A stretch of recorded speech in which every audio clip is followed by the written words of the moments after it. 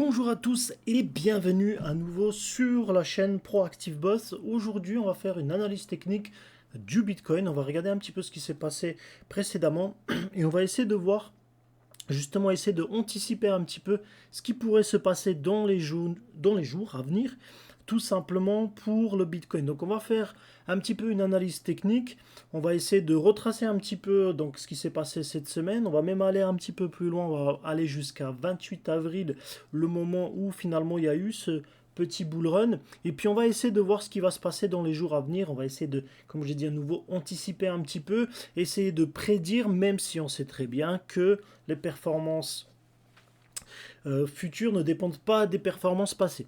Alors, petit disclaimer juste avant de commencer. Donc, c'est un contenu qui est purement informatif et divertissant. Je ne suis pas un conseiller financier professionnel.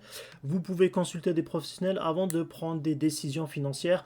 Votre responsabilité individuelle est engagée. Très bien.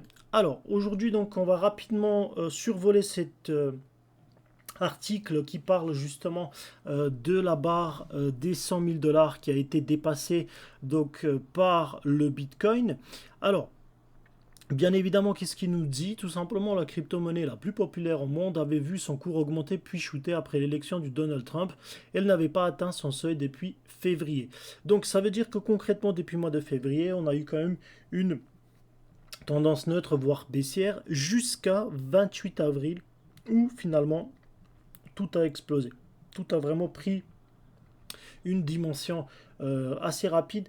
Et puis finalement, en fait, c'est à partir du 8 mai, on a vu vraiment une poussée forte. Et donc, du coup, on va essayer de voir ce qui va se passer par la suite.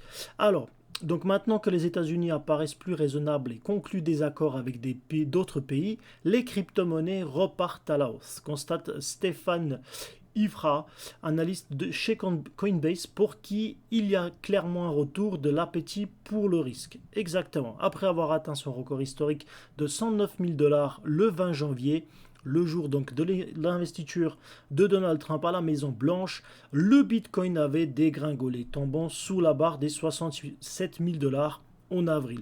Alors, qu'est-ce qui s'est passé entre-temps? Pourquoi ça s'est retombé? Tout simplement parce que finalement, Donald Trump a essayé de manier un petit peu les marchés financiers. Il a essayé, il a tenté des choses, il a joué beaucoup avec aussi des droits commerciaux, les droits de douane, etc. etc. Et puis finalement, ça a forcément influencé un petit peu le marché du Bitcoin, bien évidemment, mais aussi d'autres marchés comme le marché boursier classique, hein, avec une baisse forte des différentes actions. Et puis par la suite, on voit que cela reprend petit à petit. Dès qu'il y a une petite baisse, finalement un pas en arrière de la part de Donald Trump, directement les investisseurs, euh, les crypto optimistes finalement se lancent à nouveau sur le marché et c'est que positif finalement pour notre marché. Alors, ce qu'on va regarder maintenant, on va regarder ensemble donc justement cette analyse. Alors je vous ai préparé un petit graphique, je l'ai travaillé un petit peu, on va essayer de voir tout ça ensemble. On va partir déjà sur une période de un mois. Alors qu'est-ce qui s'est passé en un mois? Donc si on revient sur justement cette partie où je vous disais on était plutôt sur le 24 pardon, le 7 avril, où il y a eu justement ce retournement de situation. On voit que finalement, on a touché un petit peu un support, un mi-support ici. Et puis après, finalement, boum, il y a eu une annonce qui était assez importante. Finalement, Donald Trump a décidé de baisser les droits de douane sur la Chine, sur les produits chinois. Finalement, il y avait tout un engouement qui a été fait par cette annonce.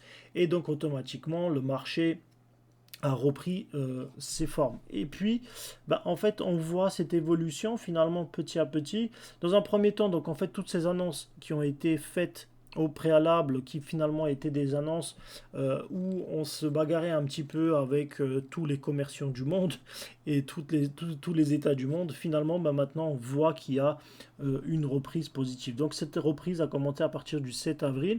Et donc, en fait, elle s'est surtout accélérée cette semaine puisque en fait c'est à partir du 8 mai, hein, donc la date de l'annonce de la baisse des droits de douane donc à seulement 85%, que finalement on a eu cette forte poussée ici et donc du coup on est passé concrètement de 96 dollars à avoir dépassé cette barre, donc on est actuellement à peu près autour des 103 104 000 dollars.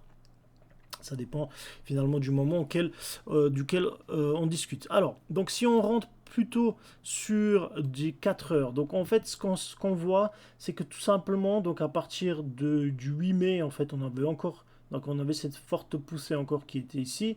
Et puis donc là, ça s'est stabilisé donc en 4 heures. Donc on est plutôt rentré sur une tendance neutre. On voit qu'il y avait des résistances qui ont cherché à être cassées ici, donc autour des 104, 105 000 dollars. Donc on voit vraiment cette poussée. Donc elle était quasiment à 104 000 dollars. Et puis après, en fait, il y a eu une baisse. Alors, ce qu'on peut observer aussi, c'est que la moyenne mobile ici, en fait, les prix sont au-dessus de la moyenne mobile. D'accord.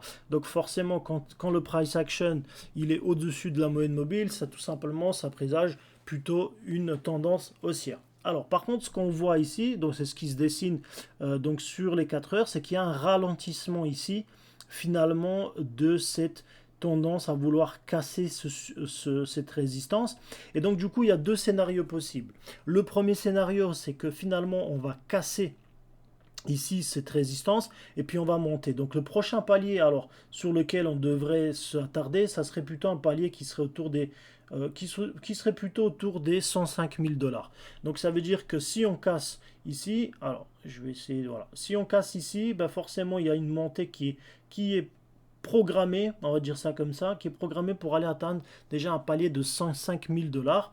Et sinon, si c'est pas le cas, eh ben en fait ce qui va se passer, c'est que forcément on va avoir donc la résistance qui va finalement faire rebondir le prix va commencer à chuter. Le premier palier, à mon sens, alors il y en a plusieurs forcément, on peut faire même des étapes intermédiaires, donc on pourrait dans un premier temps éventuellement s'attarder ici, donc sur un 102 000 et quelques, donc on pourrait s'attarder ici dans un premier temps.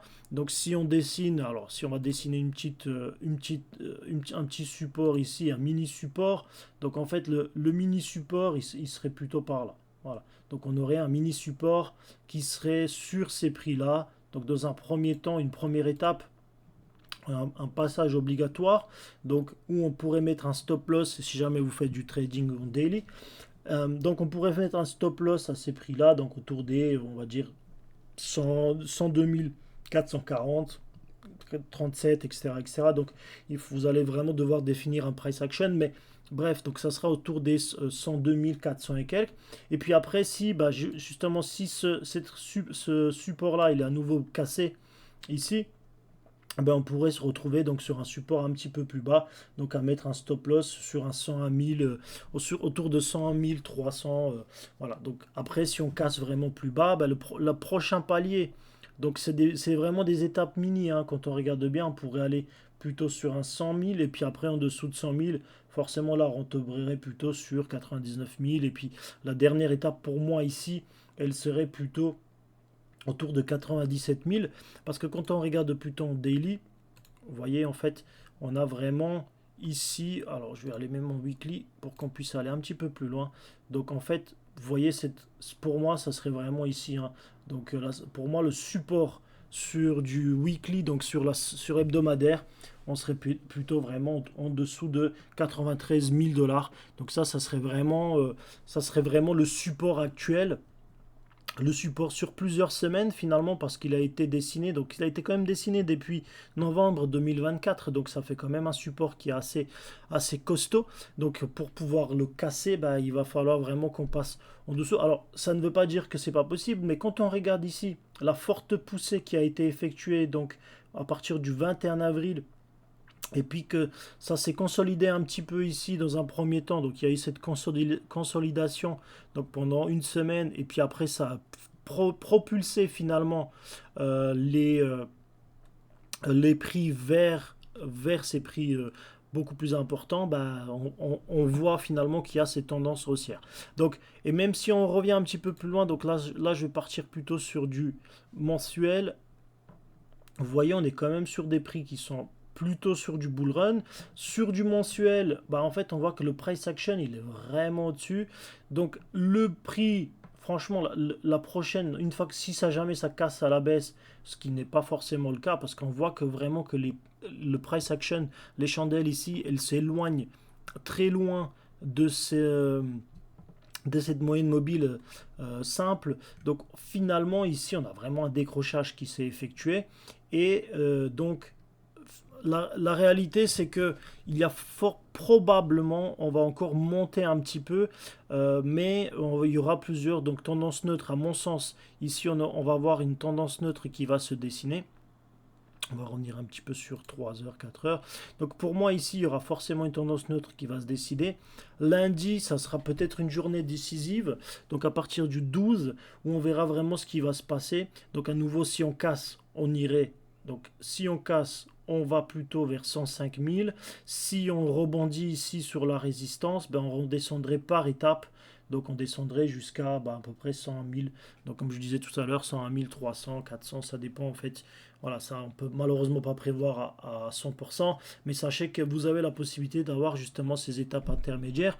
Et puis après, si vous voulez vraiment aller dans du détail, si vous êtes plutôt sur du scalp, là on serait vraiment sur encore des petites étapes intermédiaires qui seraient de quelques centaines d'euros. Donc à surveiller ça de près. Donc si on observe bien sur la dernière heure, eh ben, malheureusement les prix sont passés en dessous donc de la moyenne mobile. Donc finalement, à mon sens, là, on peut se dire qu'il y a donc cette tendance haussière, elle s'est un petit peu essoufflée. Maintenant, on voit aussi que il y a quand même une résistance, enfin, pardon, il y a quand même un support qui se dessine ici, mais voilà, sur les 30 dernières minutes, on voit qu'il y a une baisse. Donc, à voir finalement, à faire la comparative. Sur la dernière minute, on voit aussi que malheureusement, les prix commencent à baisser. Donc sur la dernière heure aussi, on voit que la moyenne mobile elle est passée au-dessus donc des prix. Donc forcément là on a une tendance baissière. À voir ce qui va se passer dans les prochaines heures. En tout cas sur les dernières heures, donc on voit quand même qu'il y a ce rebondissement. Donc on est quand même monté assez peu là, pardon. Il y avait quand même une montée assez importante puisque la mèche elle est quand même montée jusqu'à 104 000 et quelques, hein, on est 104 070, mais forcément c'est des prix qui sont assez importants et donc ça peut s'essouffler rapidement. Donc le retournement de situation sur des périodes courtes, il est quand même présent. Donc à voir s'il y avait s'il y a une poussée ou non des acheteurs. En tout cas, Bitcoin, c'est quelque chose qui est qui est cher actuellement pour l'acheter. Donc sauf vraiment une déclaration assez importante à partir du 12, il sera très très difficile de chercher les 105 000. Maintenant, ça ne veut pas dire que ça ne sera pas le cas, mais en tout cas, on voit, regarder sur la dernière minute, quand on observe bien, on voit quand même une tendance baissière. Donc pour les scalpers, à mon sens, on partirait plutôt sur une tendance baissière jusqu'à quand tout simplement jusqu'à ce qu'on voit ici qu'il y a l'inversion au niveau de la convergence et la divergence du MACD. Donc après, ça reste quand même quelque chose qui est assez, à mon sens, baissier. Donc, à mon sens, ici peut-être pendant quelques heures, euh, j'irai sur du short et puis après, quand je verrai que le marché s'est inversé, là, à ce moment-là, je partirai plutôt sur du long.